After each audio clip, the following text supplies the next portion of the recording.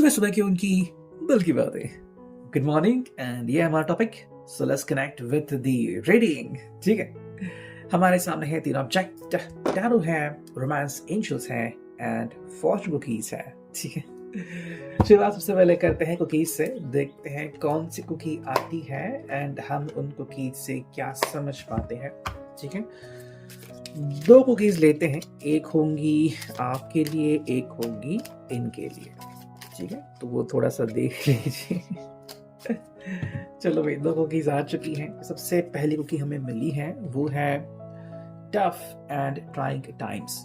अगर हम इसको देखें तो कहीं ना कहीं पे टफ एंड ट्राइंग टाइम्स आगे हैं, यानी कि भाई इस पर्सन की थोड़ी सी मुसीबतें, या फिर अगर हम आपकी बात करें थोड़ी सी मुसीबतें, मतलब जैसे कि मान लो कोई डिसीजन लेना है, उसमें थोड़ा समय लग सकता है, या फिर आप तय नहीं कर पा रहे हो कहाँ पे मिलना है। अचानक से अगर आपको आज क्योंकि संडे है, थोड़ा सा ट्रैफिक जैम लगा, या फिर जहाँ पे आप जाना चाहते हो वहाँ पे बहुत सारी भीड़ है, ऐसी कुछ चीज़ें आपको देखने को मिल सकती हैं। सेकेंडली, कुछ ऐसे भी लोग हो सकते हैं जो कि अगर नेगेटिव टॉक कर रहे हैं या फिर नकारात्मक बोल रहे हैं, तो ऐसे लोगों से आपको बच के रहना पड़ेगा इस पर्सन को भी। जैसे कि मान लो कहीं पे अगर आपको लग रहा है कि भाई ऐसा कोई पर्सन है जो नेगेटिव बहुत बातें कर रहा है एंड सिर्फ किसी एक पर्टिकुलर चीज़ के बारे में नहीं, हर चीज़ के बारे में, और मे बी ये आपको अफेक्ट कर रहा है, आपकी थिंकिंग को अफेक्ट कर रहा है, तो ऐसे पर्सन से दूर रहने में ही भलाई है। दूसरा जो कार्ड आ गया है वो है हेल्थ, कि भाई एक्सीलेंट टाइम है अगर आप कोई एक्सरसाइज प्रोग्राम या डाइट प्लान कर रहे हो।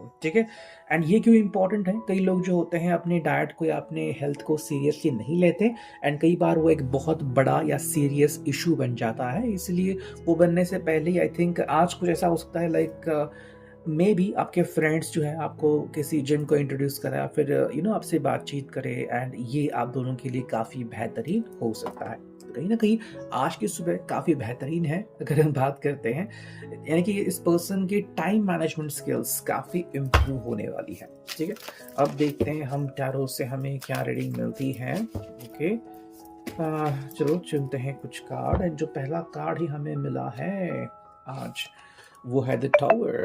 ओके, टावर की एनर्जी यहाँ पे आ चुकी है। भाई टावर का मतलब यहाँ पे कोई नेगेटिव नहीं आ गया, बल्कि बस इतनी सी बात है कि ये व्यक्ति सकारात्मक और ज़्यादा सोचने की कोशिश करेगा। हमने जो अभी कुकीज़ देखे कि कहीं ना कहीं पे नेगेटिव माइंडसेट वाले लोग जो हैं वो या तो इनसे बहुत ज़्यादा मिल रहे हैं, या फिर इनसे बहुत ज़्यादा कम्युनिकेशन हो रहा है, या कम्युनिकेशन पहली बात तो कम होना चाहिए, बंद होना चाहिए। सेकेंडली, कई बार क्या होता है ना कि मान लो हम ऐसे किसी व्यक्ति के साथ रहे तो व्यक्ति हमारी लाइफ को तहस नहस कर देता है। सो टावर ये सिचुएशन है जहाँ पे हमें कोई बहुत बड़ा निर्णय लेना होता है, चाहे वो बात दिखने में छोटी लगती है, लेकिन जब हम डिसीजन लेते हैं तो फिर वो बात बड़ी बन जाती है ना। तो ये उनके लिए इंपॉर्टेंट है।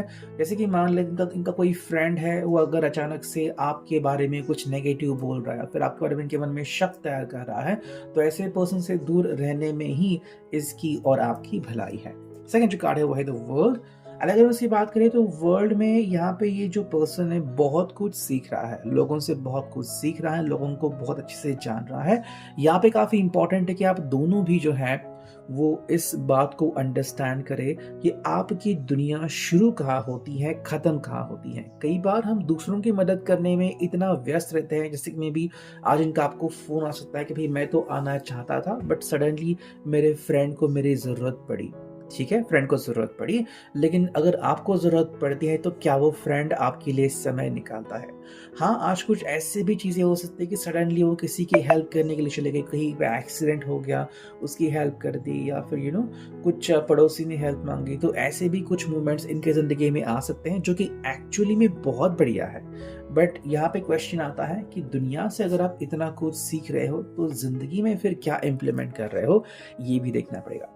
एट ऑफ सॉर्ड्स ये जो नेक्स्ट कार्ड है, ये कहीं ना कहीं पे आपको रिफ्लेक्ट कर सकता है कि मे बी आप शायद इनसे कैसे कम्युनिकेट करें ये समझ नहीं पा रहे हो। जेमिनी, लिब्रा, एक्वेरियस, शायद आज का जो दिन है वो या तो ये पर्सन किसी की हेल्प में बिताएगा, या फिर अगर आपकी तरफ आ रहा है तो उनके एक्सपेक्टेशंस इतने हाई होंगे कि आप उनके एक्सपेक्टेशंस को तोड़ना नहीं चाहेंगे।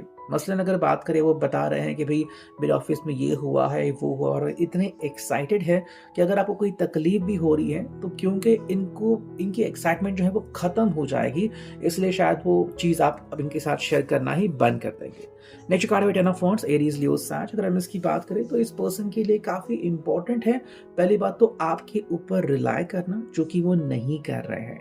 एंड दूसरी बात यह है कि अगर ये थोड़ा समय ले रहे हैं अपने आप को आपके सामने एक्सप्रेस करने के लिए, या फिर ये कमिटमेंट वगैरह देने के लिए, तो ये अब उनके लिए बहुत बड़ी चुनौती बन सकती है। कई बार हम कहते हैं ना कि भाई हर दिन एक जैसा नहीं होता, वैसी है इनके ऊपर बहुत सारी परेशानियां आ रही हैं, बहुत सारी रिस्पॉन्सिबिलिटीज आ रही हैं। ऐसे में अब इनको डेफिनेटली किसी का सपोर्ट चाहिए ही, और अगर ये आपका सपोर्ट मांगते हैं तो फिर इनको आपके साथ ही चलना होगा।